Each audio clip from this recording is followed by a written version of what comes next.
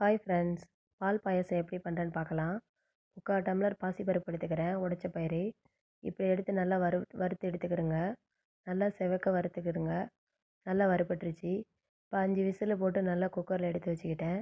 ஒரு பாத்திரத்தில் 1 ஸ்பூன் நெய் ஊற்றி சேமியாவும் இப்படி வறுத்து எடுத்துக்கிட்டேன். இப்போ 2 டம்ளர் தண்ணி கொதிக்க வச்சுக்கிறேங்க. கொதிச்சதுக்கப்புறம் இந்த சேமியாவை அதோடு சேர்த்துக்கிறேங்க. சேமியா நல்லா கொதிக்கட்டு. ஏலக்காயும் அதோடு சேர்த்து நல்லா கொதிப்படுங்க. அப்போ தான் நல்லா வாசனையாக இருக்கும். நல்லா கொதித்து வந்துடுச்சு. இப்போ பாசிப்பருப்பையும் அதோடு சேர்த்துடலாம். அதோடு சேர்த்து நல்லா மிக்ஸ் பண்ணி கலக்கிக்கிறேங்க. இப்போ 1 டம்ளர் நான் ஃப்ரெஷ் மில்க் பால் எடுத்துக்கிறேன். நல்லா திக்கு பால். அதையும் சேர்த்து அதோட கலக்கிக்கிறேங்க. இப்போ 2 ஸ்பூன் மில்க் பவுட்ரு எடுத்துக்கிறேன். அதையும் கலக்கி அதோட மிக்ஸ் பண்ணிக்கிறேங்க. 3/4 டம்ளர் நாட்டு சர்க்கரை சேர்த்துக்கிறேன். அதையும் சேர்த்து நல்லா மிக்ஸ் பண்ணி கலக்கிக்கிறேங்க. இப்போ 1 ஸ்பூன் மில்க் மேடு சேர்க்குறேன். அது டேஸ்ட்டுக்கு தான் போடுறேன், நீங்களும் சேர்த்துக்கிறேங்க.